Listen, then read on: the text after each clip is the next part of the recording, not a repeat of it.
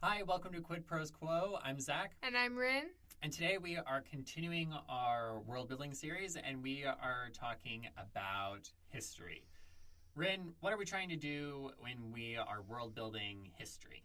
You're trying to figure out, why your world is the way it is in my mind. What are the events that led up to the current events in your book? Because history does not repeat itself, but it does rhyme. I think that was Mark Twain, but yeah. Yeah.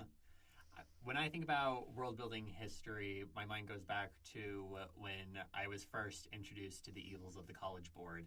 And I took an advanced placement United States history class. And one of the big words inside of that class was continuity and change over time. And so that's what I think about with history is things that are staying the same, things that are changing, and then why the things are changing that they are, and why the things that are staying the same are staying the same. So those are some of the questions that I think about when world building history is what has changed, what hasn't changed, and why is that? And that's kind of moving towards a history generation technique that we're going to talk about. It's included in Mark Rosenfelder's Planet Construction Kit. And basically the idea is to create this 3-column table where you're asking how did things used to be? You can apply this to a village, a neighborhood, a nation, an entire world. But you have how did it used to be, how is it now, and then why. And this can provide you a starting point from which to flesh things out. Yeah, that reminds me of the story spine that Pixar uses it was this way every single day until this happened. Yeah. So another principle of storytelling drop in there. Well, you think about the intro to Avatar where it was the 4 nations lived together in harmony and then the 5 nation changed. Attacked. Right. Yeah, for sure. So in episode 24, we talked about using randomness to generate histories because history is not deterministic. From today looking back, it can totally seem like the way things happened, it was inevitable, everything was going to happen the way it happened, but that's just not true. As always, there were dicey moments in history, for a while it was are we going to win World War II? And thankfully we did. I see you have Oppenheimer on the brain. See, the thing is, something that you said made me think of Barbie, and I haven't seen Oppenheimer, but then I thought of Barbenheimer. So there you go. Yeah. There it is, folks. Your Barbenheimer reference. A month after it came out, but at this point, it's going to be almost 2 months, month and a half. Something like that. We record these in advance. And then if you think of the way that things are going on today, they do not inevitably lead to a particular outcome either. Lots of scary Supreme Court decisions happening right now. So, and you don't know how those things are going to turn out in the future. Exactly. You can't tell how certain things with global warming or climate change are going to impact things going forward. We have lots of guesses, but we can't know for certain. The fancy word for this is contingency. History is contingent on how people react to what happens and in order to make things happen inside of the future. I like to kind of circle back to talking about how history isn't deterministic because it is very easy for us to construct a narrative where we put ourselves on the apex of history rather than understanding that we are a part of history and we don't really know if we're at an apex or if we're in a lull. And the example that I want to use is actually synthesizing 2 books that I read this summer. The first one is called The Better Angels of Our Nature by Steven Pinker. And the other one is Heretics and the Creation of Modern Christianity. I don't know what the author's name for that is, but we'll put it in the show notes when we get there. The Better Angels of Our Nature is a historical, sociological, psychological work that makes the claim that over the course of human history we have been becoming less violent. And Pinker asserts that the reason why is because of liberalization over time.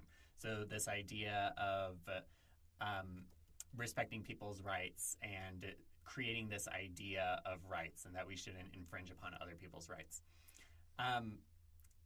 So you have that going on over there. I go over to Heretics in the Making of Modern Christianity, and the author has this really wonderful first chapter where he talks about historical consciousness. And he talks about how when we're reading about the early Christian period, it's very easy to label people according to labels that we understand, but what would have been completely alien to them, thinking about like, oh, these people are being oppressors, and these people are being rebels. These people are being free thinkers. But in that time period, those terms wouldn't have made sense to them. Mm-hmm. And there wasn't anything about, freedom of expression or freedom of religion. That wasn't part of their vocabulary, and it wasn't really part of what they were thinking about. But depending on the labels that we put onto it, we can construct this narrative that isn't actually there. And when you're going through your fictional history, you can put in a very clear narrative of like, this is what's going on inside of the society, this is what's going on long term. And you can use that as a sort of, didactic tool to make some sort of thematic claim. But if you're not going for that, consider refraining from imposing some kind of overarching structure onto your history. Yeah, that makes a lot of sense. As you were talking about using words from our time period that people from that time period don't understand, that makes me think of anachronisms. Yeah. And we will go more into anachronisms on our next episode, but for now, all I just want to say is, like, anachronisms matter a whole lot more when you're writing historical fiction Yep. than they do when you're writing fantasy or sci-fi. So. Yeah, they still can matter, though, because yes.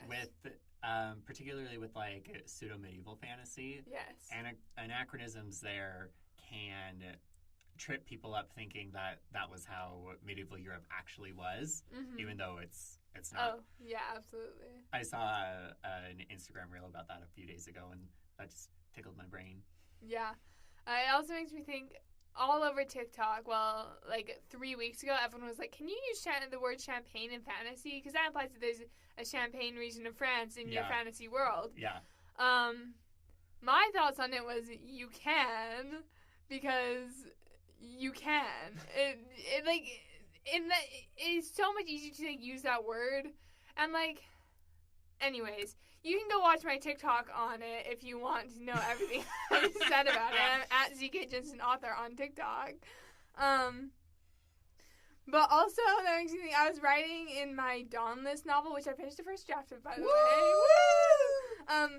But I was like, could I have champagne in this? And then I looked up, and it's set in, like, the early, like, 1700s, which is, like, right before champagne was invented. Oh! So that, because, like, it's a French-inspired place, it would be perfect to, like, use champagne, but I'm like, it's right before, like, Perrault's version of Sleeping Beauty was written, like 2 years before champagne was invented.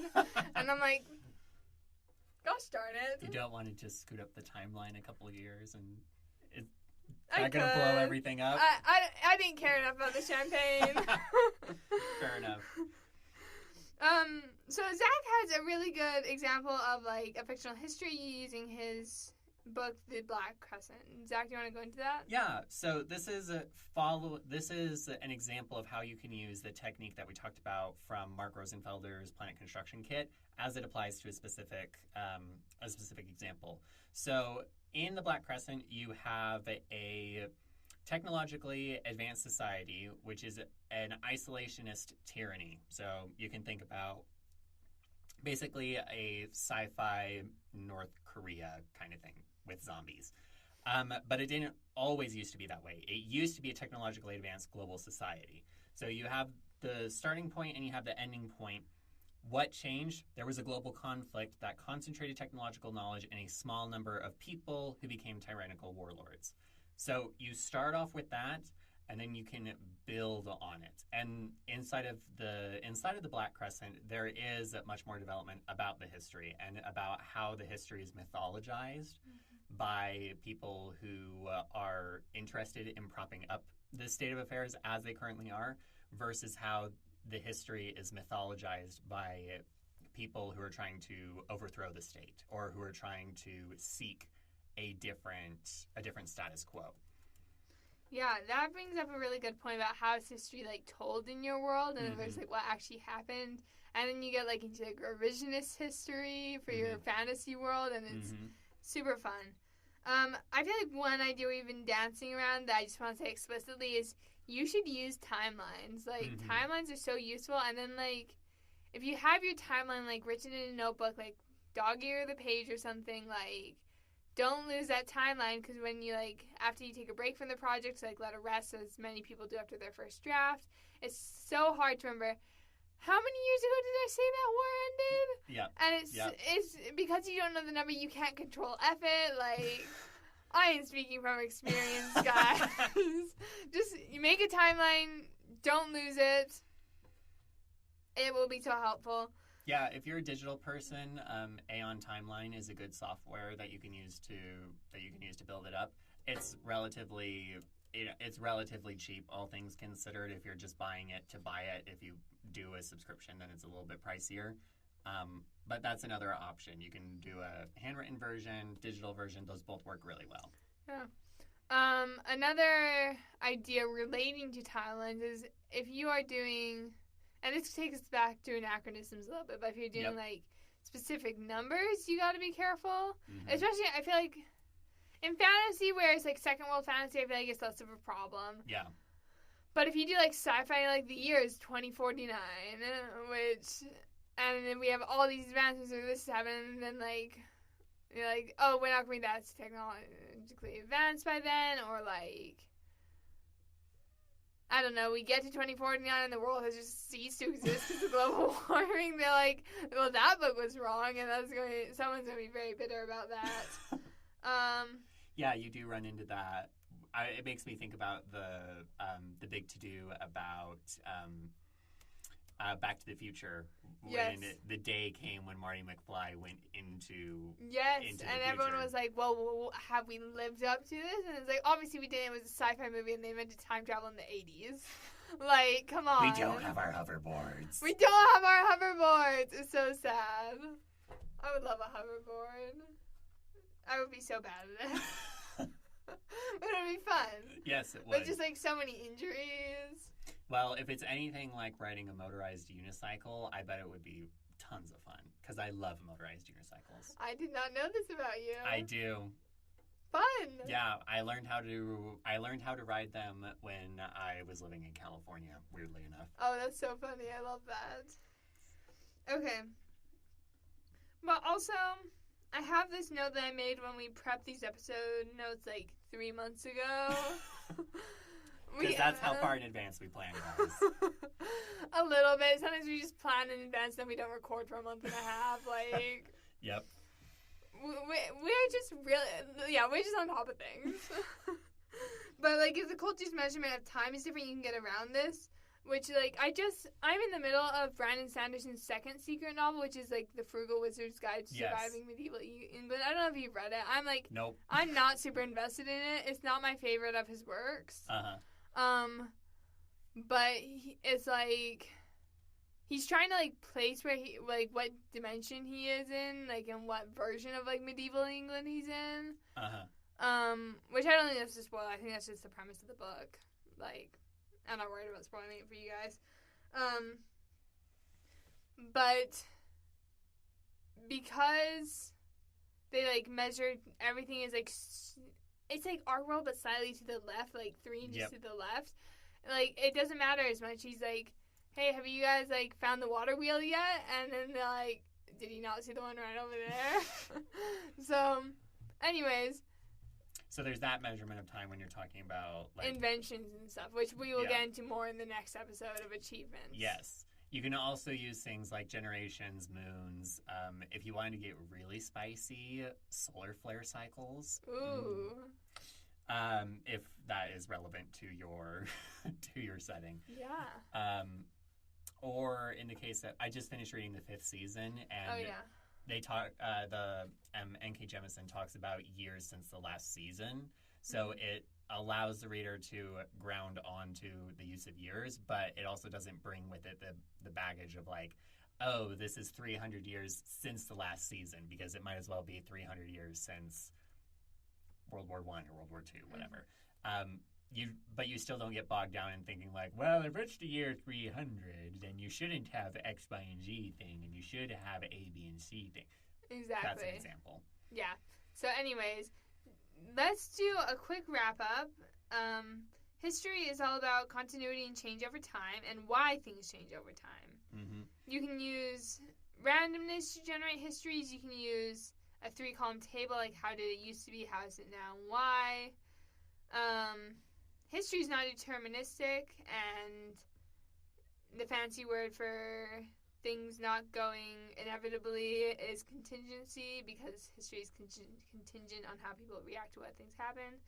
Zac gave a great example of the arcology in the Black Crescent, and Rin believes strongly in using timelines so they don't mess up their in-world timelines. Chronology. Yeah. Chronology, yes. Do you have anything else to add, Zac? I think just a quick note about using randomness. The way that you do this, if this seems really arcane to you, is like if you've ever played D&D, it's just like that. You make a table and you say these numbers go with this event. You roll the die. You go through and you say, oh, I rolled a 1. That means this happens. Oh, rolled an 8. That means this happens, kind of thing. And then you can use that to build out on the history. In episode 24, we talked about that a little bit at greater depth. So yes. If you have questions, go over there. Perfect. That's all I've got. Yep. Awesome.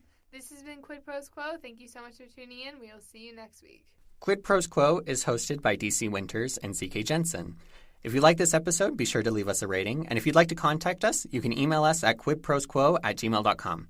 For more episodes, check us out on Spotify, Apple Podcasts, or wherever else you get your podcasts.